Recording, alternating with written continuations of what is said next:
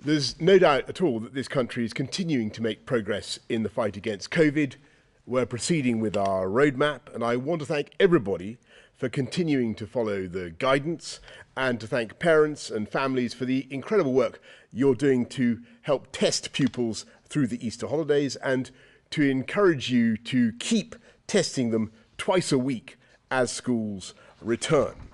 And above all, I want to thank everybody involved in the outstanding vaccine rollout, especially those of you coming forwards in huge numbers as you are. 19 out of 20 of those who have had a first dose are coming forward for a second, meaning that almost 1 in 5 adults have now had a second dose. And on first jabs, we've now vaccinated 33 million people, including 60% of the 45 to 49-year-olds.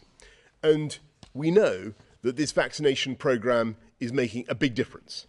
We know that it's helping to reduce suffering and save lives, potentially on a very big scale. But we don't yet know the full extent of the protection that we're building up, the exact strength of our defences.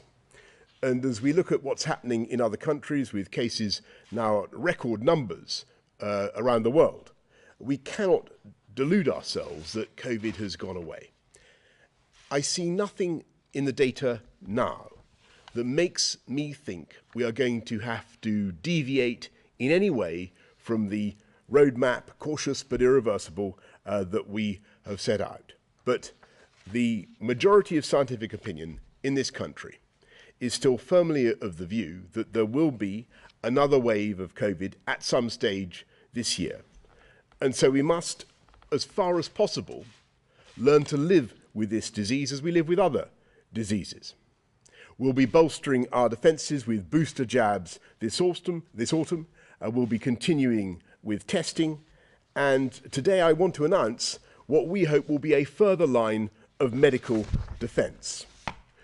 The United Kingdom was the first country in the world to pioneer dexamethasone, which has saved 1 million lives globally. And today we're creating a new antivirals task force to search for the most promising new medicines and support their development through clinical trials with the aim of making them safely and rapidly available as early as the autumn.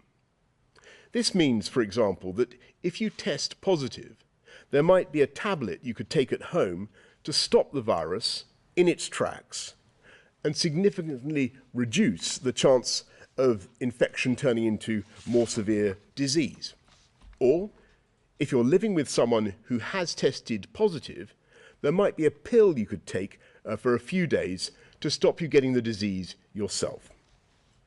And by focusing on these antivirals, these new antivirals, we hope to lengthen the UK's lead in medicines and in life sciences, and to give ever greater confidence to the people of this country that we continue on our path towards freedom.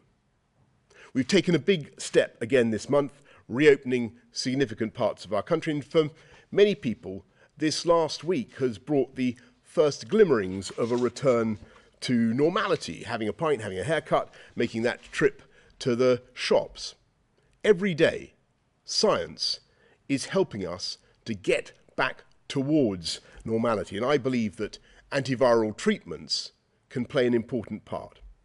And if we keep going, follow the rules, remember hands, face, space, fresh air, then we can keep each other safe and see through our roadmap to reclaim our lives in full.